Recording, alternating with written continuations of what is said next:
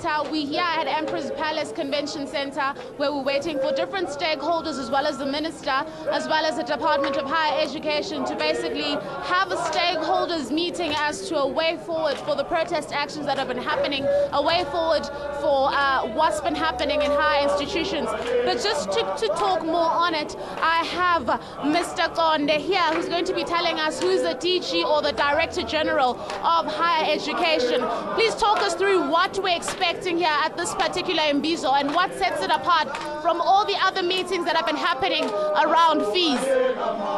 The meeting that has been convened today is quite a broader meeting which involving all stakeholders within our institutions as well as from society at large. We are here so that we are able to reason and take stock of how far we have gone in respect to delivering the system of education in the country, and also look at the contemporary challenges and look at the steps that have been taken in order to address the question of access to higher education, especially for the children who are coming from poor and working class families.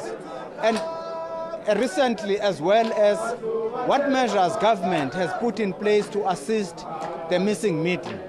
So, and how can we ensure that we move forward in unison and preserve the prestige of our institutions, quality of programs they are offering, they are standing on the continent and internationally, and work out processes in addressing the challenges that are confronting us all, into ensuring that we move in unison in whatever we are doing and address the question of violence which is taking place in some of the institutions. And then talking about a consultative meeting basically with students, parents and different other stakeholders as well as government. Do you feel that this can be achieved, because we know that SRCs and other leadership in universities have been hesitant to speaking to the Department of Higher Education? No, this is the initiative driven by the Minister and the department. And the Minister has been engaging with individual stakeholders throughout the entire process, as well as the department. But the Minister then felt it's important to bring everybody under one roof so that we can tap into wisdom of each and every one of us into ensuring that we move forward.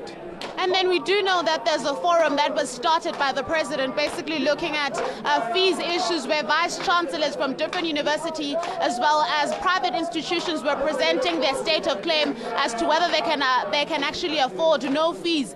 Do you think that will nullify this meeting, will nullify those talks that have been happening, because they're only released next year?